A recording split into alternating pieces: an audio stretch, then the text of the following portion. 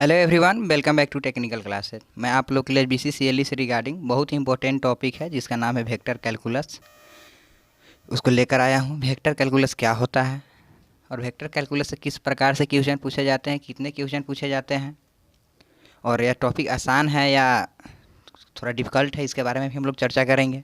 First of all जानते हैं कि वेक्टर कैलकुलस से कितने क्वेश्चन पूछे जाते हैं। वेक्टर कैलकुलस से आपका 6 क्वेश्चन पूछे जाते हैं।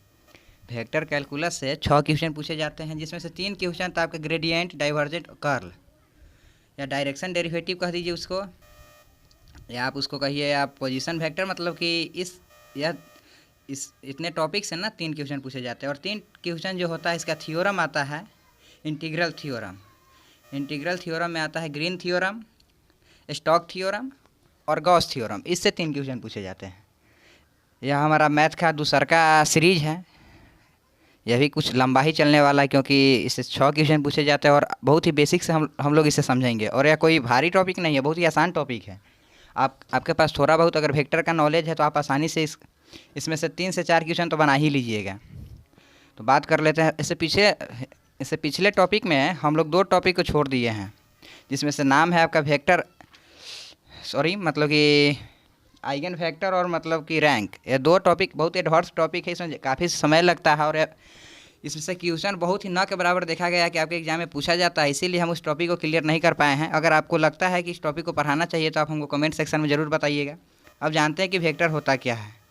सबसे पहले वेक्टर क्या होता है, तो वेक्टर वैसे क्वांटिटी होता है जिसके पास मैग्नीट्यूड और डायरेक्शन दोनों होता है। वेक्टर के पास क्या मैग्नीट्यूड एंड डायरेक्शन दोनों होता है। किसी भी बॉडी पर फोर्स लगाते हैं तो क्या फोर्स का एक निश्चित डायरेक्शन भी होता है। इसी को क्या कहते हैं, वेक्टर। मतलब फोर्स भी एक वेक्टर क्वांटिटी है। अब बात करते हैं डॉट प्रोडक्ट और क्रॉस प्रोडक्ट क्या होता है। डॉट प्रोडक्ट और cross product, first of all हम जान लेते हैं ना कि कभी भी अगर मतलब कि वेक्टर कैलकुलस का बात किया जाए, वेक्टर का बात किया जाना, तो डॉट प्रोडक्ट और क्रॉस प्रोडक्ट ऑलवेज 2 वेक्टर के बीच ही होगा। उसमें एक भी स्केलर प्रोडक्ट नहीं होता। अगर स्केलर के बीच अगर डॉट और क्रॉस लगाइएगा तो मीनिंगलेस उसका आंसर आता है, मतलब उसका कोई मीनिंग हो ही नहीं सकता है। और बात किया जाए कि अगर वेक्टर ए बराबर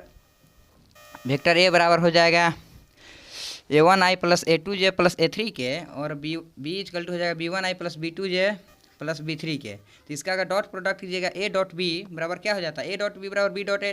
क्यों लिखा गया है इसके बारे में हम लोग चर्चा कर लेते हैं, क्योंकि इसका मैग्नीट्यूड होता है या स्केलर क्वांटिटी देता है। अगर डॉट प्रोडक्ट का बात किया जाए तो क्या देता है, स्केलर क्वांटिटी। और स्केलर क्वांटिटी अगर देगा तो इसका मतलब ही हो जाता है कि आप ए में बी से गुना कीजिए चाहे बी में, सिंपली मल्टीप्लिकेशन का फंडा हो जाता है। यहाँ पर डायरेक्शन का फंडा है नहीं, इसीलिए A dot B equal to B dot A भी होता है। और इसका जो आंसर हो जाता है ए बी कॉस थीटा। और ए बी जो मॉडुलस दिया हुआ है, इसका मतलब ही हो जाता है कि नेगेटिव होगा तो उसको हम पॉजिटिव लेकर चलते हैं। और ऑल ओवर क्वांटिटी हमारा नेगेटिव पॉजिटिव किस पर हो जाएगा, या थीटा पर डिपेंड करेगा, कॉस थीटा पर। तो जानते ही है कि कॉस थीटा अगर 90 से कम रहेगा, 0 से 90 के बीच रहेगा, तो क्या ये ऑलवेज पॉजिटिव देता है। और 0 से 90 से प्लस रहेगा तो निगेटिव वैल्यू देगा। यहाँ पर लिखा गया अभी आप देख लीजिएगा। अब जैसे कि बात किया जाए कि आई इंटू आई इजकल टू 1 कैसे होगा, और आई इंटू मतलब जे इंटू जे 1 हो जाएगा, और के इंटू के 1 कैसे हो जाता है। तो जानते हैं कि आई इंटू आई के बीच का जो एंगल हो जाएगा, मतलब कि यह पैरेलल हो जाएगा और एक ही पर मतलब कोलैप्स कर जाएगा, तो इसका एंगल हो जाएगा 0 डिग्री। और कॉस 0 डिग्री का वैल्यू ऑलवेज 1 होता है। अगर आई इंटू जे का बात किया जाए, अगर आई गुने अगर जे का बात कर लीजिएगा, तो यह 0 क्यों हो जाता है, क्योंकि आई और जे के बीच में हमारा 90 डिग्री का एंगल बचता है। और 90 डिग्री का एंगल बनेगा तो कॉस 90 इक्वल टू 0 होता है। इसी कारण से यह क्वांटिटी ही हट जाता है। तो ए बी कॉस थीटा। और मैग्नीट्यूड ऑफ ए कैसे निकालेंगे, किसी भी वेक्टर का मैग्नीट्यूड कैसे निकालेंगे। जैसे कि वेक्टर ए यहाँ पर दिया हुआ है, इसका मैग्नीट्यूड निकालने के लिए रूट अंडर डायरेक्ट निकाल देंगे A square plus a1 square plus कर दीजिए a2 square plus a3 square, यही हो जाएगा इसका मैग्नीट्यूड। इसको अच्छा से हम मतलब कि एक न्यूमेरिकल लेकर चर्चा करेंगे, उसके बाद देख लेंगे कि क्या होता है। अब इसका बात कर लिया जाए कि अब इसका फिजिकल मीनिंग, मतलब कि अगर विदाउट फार्मूला हम इसका आंसर कैसे निकालेंगे कार्टेशियन फॉर्म द्वारा, तो वैसे भी निकल सकता है। जैसे a इंटू बी बराबर क्या हो जाएगा, a1 into b1 plus a2 into b2 plus a3 into b3, यही इसका कार्टेशियन फॉर्म होता है। ए बी कॉस थीटा को हम ऐसे भी लिख सकते हैं। अब इसका सत्यापन देख लीजिए कैसे होता है, मतलब कैसे यही आंसर होगा, इसका सत्यापन भी हम लोग आपको करा देते हैं क्या होता है। जैसे कि यहाँ पर देख लीजिएगा कि ए वेक्टर दिया हुआ और बी वेक्टर दिया हुआ है, और ए बी को गुना करने के लिए हमको क्या करना पड़ेगा। अब a1 इंटू आई मतलब b1 आई से गुना कीजिएगा, इसको अगर इससे गुना कीजिएगा इससे गुना कीजिएगा तो क्या A1B1II, मतलब I into I equal to क्या होगा 1 होगा, क्योंकि cos 0 डिग्री इजकल टू 1 होता है। इसी तरह I इंटू जे अगर इसमें गुना कीजिएगा तो यह 0 हो जाता है। I इंटू जे अगर इसमें गुना कीजिएगा तो यह क्या हो जाता है 0 हो जाता है। मतलब इस एलिमेंट को छोड़कर बाकी दोनों से गुना करेगा तो क्या हो जाएगा, इससे गुना कीजिए चाहे इससे गुना कीजिए, दोनों 0 हो जाएगा।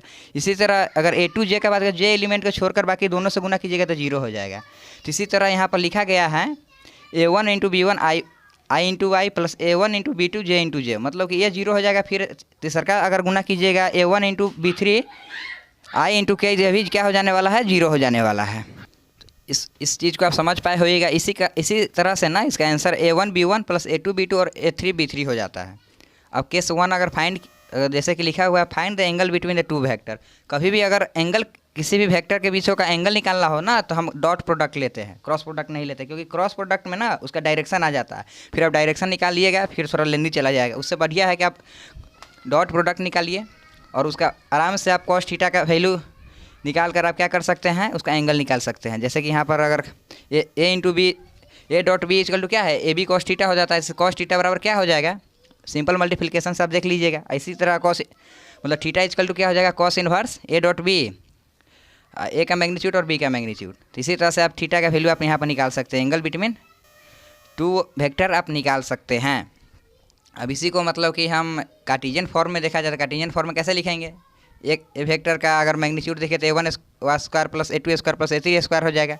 इसी तरह B1 square plus B2 square plus B3 square हो जाने वाला है। तो इस तरह से भी आप दोनों में से किसी भी चीज़ का यूज करके आप बना सकते हैं, आराम से आसानी से बना सकते हैं, कोई दिक्कत नहीं होगा। इसी तरह अगर बात कर लिया जाए कि condition of orthogonality of two vector. अब ऑर्थोगोनलिटी क्या होता है, ऑर्थोगोनल होता है, एक ऑर्थोनॉर्मल होता है। इसके बारे में आगे चर्चा करेंगे। ऑर्थोगोनल का बेसिक मीनिंग होता है थीटा इक्वल टू 90 डिग्री। अगर थीटा इक्वल टू 90 डिग्री हो जाता है कॉस 90 इक्वल टू क्या होता है 0 होता है। तो A dot B equal to 0 हो जाएगा। जब भी A डॉट बी अगर 0 हो जाएगा तो वह क्या होता है, ऑर्थोगोनल हो जाता है। वेक्टर एक दूसरे के ऑर्थोगोनल हो जाए, डैट मीन्स क्या हो जाएगा, A डॉट बी का मतलब ये भी होता है कि A1 into B1 plus A2 into B2 plus A3 into B3 equal to 0, that is Cartesian form. इसका पैरेलल कब हो जाएगा, एक वेक्टर दूसरे वेक्टर के पैरेलल कब होता है, उसका भी कंडीशन के बारे में हम लोग चर्चा कर लेते हैं। तो फर्स्ट ऑफ ऑल हम जानते हैं ना कि if direction is same and magnitude will be same और नॉट सेम। अगर डायरेक्शन सेम है, एक ही डायरेक्शन में जा रहा है, मैग्नीट्यूड सेम है या नहीं है उससे कोई फ़र्क नहीं पड़ता है, इसको हम क्या कहेंगे, उस वेक्टर को पैरेलल वेक्टर कहा जाएंगे। अगर डायरेक्शन सिर्फ सेम होना चाहिए, एक ही डायरेक्शन में होना चाहिए, तो उसको हम पैरेलल वेक्टर कहते हैं। अब इसको थोड़ा विस्तार में समझ लेते हैं। जैसे कि A वेक्टर और B वेक्टर ले लिए, दोनों एक दूसरे के क्या है, पैरेलल है, मतलब डायरेक्शन सेम है। तो मे भी अगर A का मैग्नीट्यूड B के मैग्नीट्यूड के बराबर भी हो सकता है, या A का मैग्नीट्यूड B के मैग्नीट्यूड के बराबर न भी हो सकता है। That means B equal to lambda into A, मतलब कि A के मैग्नीट्यूड। लैम्डा क्या हो जाएगा, यहाँ पर वेरिएबल हो जाता है, मतलब ये कांस्टेंट है, जिस कांस्टेंट से गुना किया गया हो। लेकिन ये कांस्टेंट ना सभी में सेम होना चाहिए। ऐसा नहीं कि कोई भी वेक्टर आप ले लीजिए जो एक दूसरे के पैरेलल नहीं हो सकता है, मतलब कि कांस्टेंट से गुना किया हो, या कांस्टेंट का वैल्यू 1 भी हो सकता है, इसका कोई गारंटी नहीं है। तो इससे एक मतलब कि बेसिक मीनिंग समझ में आता है कि B1 इक्वल टू क्या हो जाएगा, A1 into lambda, B2 equal to मतलब सेम एक ही कांस्टेंट से गुना किया हो, तभी हम उसको पैरेलल वेक्टर कह पाएंगे। और पैरेलल वेक्टर का एक मतलब लैम्डा इक्वल टू क्या हो जाएगा, B1/A1 बराबर B2/A2 बराबर B3/A3। इससे आप इसको देखकर आप निकाल सकते हैं। इसका कोई मतलब कि एक समझिए ना कि एक तरह का आपको बेसिक मीनिंग बताया जा रहा है कि क्या होता है या नहीं होता है इसके बारे में। इससे क्वेश्चन आपके नहीं पूछे जाते हैं, तो आप ध्यान में रखिएगा। अब कभी कभी एक बेसिक मीनिंग ये भी होता है ना कि कंपोनेंट कैसे निकाला जाए। जैसे कि यहाँ पर लिखा हुआ है to find the component of B along A। अब B का कंपोनेंट हमें, यह B जो है इसका कंपोनेंट हमको A के अलोंग चाहिए, तो क्या हो जाएगा, B cos थीटा हो जाएगा। ओ क्यू का कंपोनेंट हमको किसका चाहिए, हमको OP पर चाहिए, तो ओ क्यू कॉस थीटा, यही ना हो जाएगा, ओ क्यू कॉस थीटा। तो यहाँ पर लिखा गया है कि B का कंपोनेंट अगर A पर चाहिए तो B cos थीटा हम ले लेते हैं, और B cos थीटा हम निकाल देंगे, वो क्या है, A पर कंपोनेंट है। तो जानते हैं फार्मूला से कि A डॉट B बराबर क्या होता है, AB cos थीटा, और B cos थीटा का वैल्यू क्या हो जाएगा, तो A डॉट बी बाई हो जाएगा, मतलब कि मैग्नीट्यूड ऑफ A।